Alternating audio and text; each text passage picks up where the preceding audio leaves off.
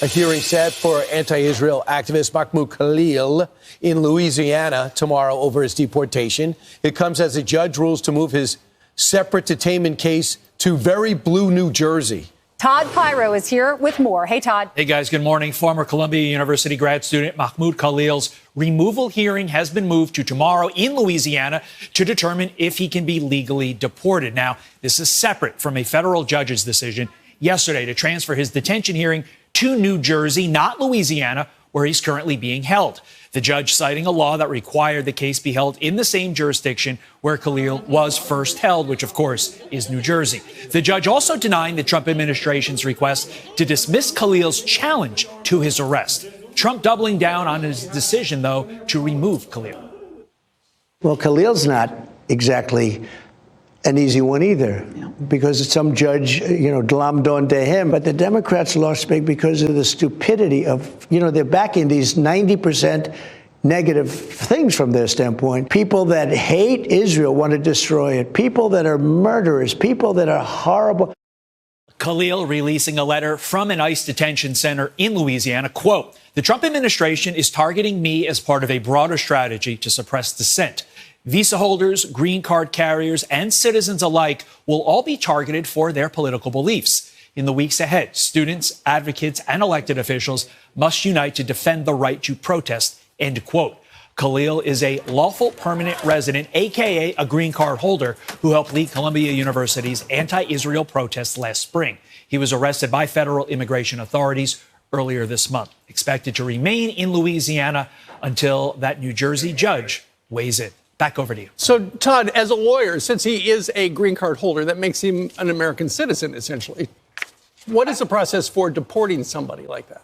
Again, this is all going to come down to a battle of whose view of the law ultimately wins out. And the Trump administration is saying, look, under the laws of deportation, if you do anything as a green card holder that violates any of the tenets that Marco Rubio, the Secretary of State, lays out as a precondition for being here, then he can remove you. Obviously, on the other side, they're going to make the more, you have all the rights of a citizens, and that's what Khalil's lawyers are going to put forth. It's going to be interesting. And again, I say this all the time for all these cases. The Supreme Court ultimately is going to have to decide this, because I don't think the law is 100% clear on this point. And I think this is where you're going to get the new case law. Right. And that's why I view this case, Steve, really as a trial balloon.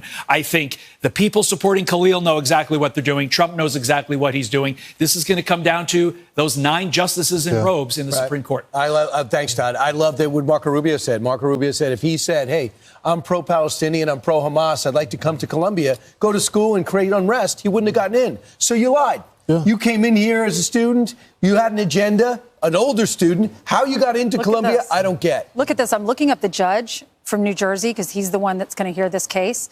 His name is Michael Farbiarz. I think that's how you pronounce it. It says he went to Columbia. Well, he taught courses at Columbia Law School and New York University School of Law. The bottom line is this guy. Education, sorry, Lawrence. Education at Harvard and at Yale. So Ivy League. No, this guy doesn't care about our country. He's trying to bring discourse to our country. Khalil. It's a big problem. And the thing that people are missing is there's a Khalil on most college campuses, at every single one of them, that are starting these protests. They have direct connections with Hamas. They want to tear up the foundation, and we're letting it happen. It is a privilege to be in this country if you're on a green card or a visa.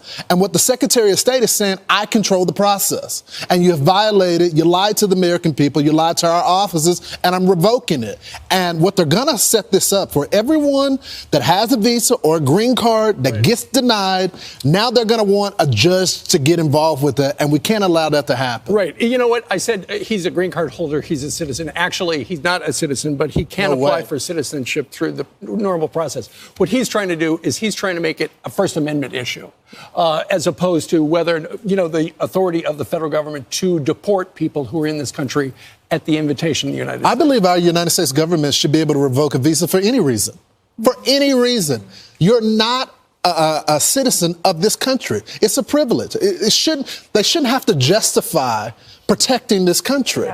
Shouldn't happen. Well, let's see what happens. Gotta go. Carly, the case of anti-Israel protester Mahmud Khalil makes its way to a Louisiana courtroom tomorrow for his removal hearing after a judge in his detention hearing moved that case to Blue State, New Jersey instead of Louisiana. Denise Cohen's an attorney and Columbia University alum. She joins me now. Just for the audience at home, these are two separate hearings, detention and removal. Tomorrow's removal hearing, though, I think is the big one because that will determine if he is legally deportable. How do you think the court should rule? Well, how they should rule and how they will rule? You can answer both. Very different.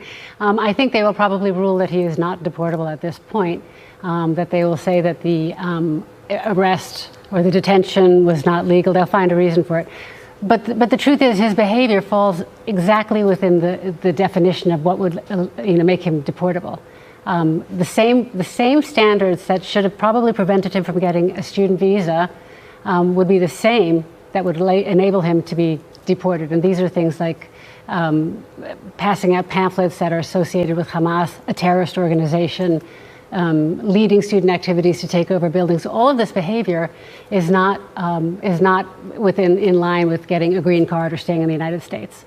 Let's broaden this out, though, from this one case to so many of the individuals that we've seen at your alma mater. Do you think that these kind of hearings should be held for more than just Mahmud Khalil? Absolutely. And part of the problem with it just being him right now is he's becoming a martyr, for First Amendment protections. And this has nothing to do with the First Amendment. There are so many people that have been involved with this that have allowed other students to be harassed and not go to classes and just turn what used to be a beautiful campus into complete chaos. So there are a lot of people that ought to be held accountable for this. Here's the president weighing in on this case last night. Let's listen.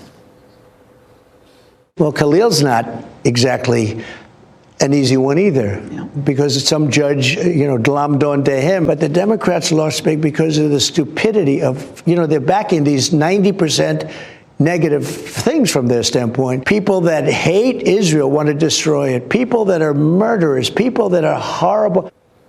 We went through the legal reaction. I asked you those questions, but now your reaction just as an alum, as a human. My reaction to what Donald Trump said and just these overall protests. As an American, as a Jewish woman, as a New Yorker, as an alum, I'm extremely grateful that he's taking this position. It was horrible to have to sit back and watch this rise to the levels that it had risen to, and it didn't need to get here. Had Columbia did something like what NYU had done in the early days, where they actually brought in the NYPD and they worked in collaboration with them, so it was a very safe place to be. My own niece, Hannah, was actually at NYU at the time, and she had no problems.